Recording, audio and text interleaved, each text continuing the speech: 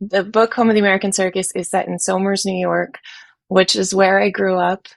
And it's about 60 miles north of New York City. And it's where Hackalea Bailey brought what we were told was the first elephant to the United States, but it may have just been the first circus elephant. It may have been the second elephant. There's all this history that is not exact, that I was taught as exact. And as I was researching the book, thinking, well, I want to put something about Old Bet in this book, Old Bet Heckelea Bailey's elephant, um, I started to realize how inexact the history was. And that became a really fun thing to play with thematically. And also just a really interesting, Freya has some realizations about the accuracy of history that I was having at the same time as I was writing it. And it was really kind of wonderful to go into this history that I thought I knew and realize I didn't know very much about it. But there was one day here in California, when I was driving by the local Kmart when it was still open, and there was this girl in a hoodie. All the grocery carts were stacked together. They were like pushed together. And there was this girl in a hoodie sucking on a lollipop, sitting cross-legged on top of the grocery carts. And I thought, man, that's gotta hurt. But she looked so cool, and she looked kind of knew she looked cool. And that's sort of where Aubrey came from. You actually see that in the book. There's a moment where um, she's sitting on the grocery carts like that. And um, yeah, she was a really great character to write. She's Freya, the main character's niece, and she is squatting in this house that Freya has inherited that didn't want to move home to. Like, she didn't want to be there. The house is kind of falling apart. And then Aubrey's there, and they haven't seen each other since Aubrey was a very young child, but they were very important to each other before Freya left town. And so playing with that relationship of the two of them wanting to be together, and Freya thinking she's like not good enough for Aubrey, and Aubrey being angry that Freya left her and not understanding why. There was so much to play with emotionally in the context of that. um, and I think that made this homecoming story really interesting to me. It's more like a gut feeling, what feels right in the pacing of things.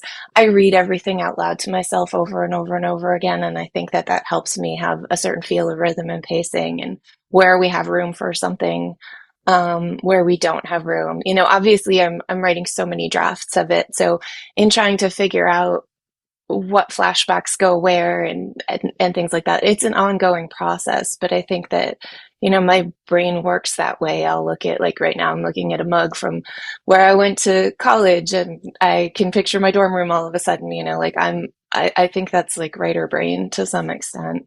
Um, but it was a lot to carry because it's the flashbacks of Freya in her youth, which is really difficult, and also the present, which is full of these delightful characters and redemption and love and hope and all of that, but also some pretty high stakes.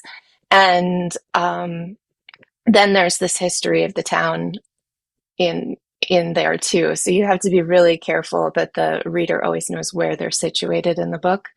Um, so that just takes a lot of tweaking and analysis and getting trusted readers to weigh in and help out. I went to school for theater, so I studied acting, and we always had to think about our characters in that way. Like you're doing a scene, and we got interviewed in our acting classes as our characters when we were working on a scene. And our teacher would ask us things like, what did your character have for lunch on her first day of school? And that wouldn't be in the script. That wasn't there. But we were just, the character was an adult, and we were doing a monologue about work. But our teacher was asking these questions about the root of who this person is, like where they came from. And so I think I always approach characters as a whole. When I first start thinking of them, they're kind of a question, but they always make sense to me. So the more I learn about them, they continue to make sense. Um, so I'm not surprised by their childhoods ever. It's just a matter of kind of like, well, I've been looking in this direction, and I kind of need to look in this direction for a while and just explore what's there. but it's not necessarily a surprise. I knew how it was going to end. I had written the ending very early on in the process. As soon as Aubrey showed up and I knew that she was going to be a part of the book, I knew what was going to happen at the end. I knew what the last line was, and I had to kind of figure out how to get there. Um, and and so I always had that in mind while I was writing, which was kind of a fun thing to write, and kind of something that gave me kept me in a place of hope for the characters, which was really helpful. Um, but the first full draft of the book was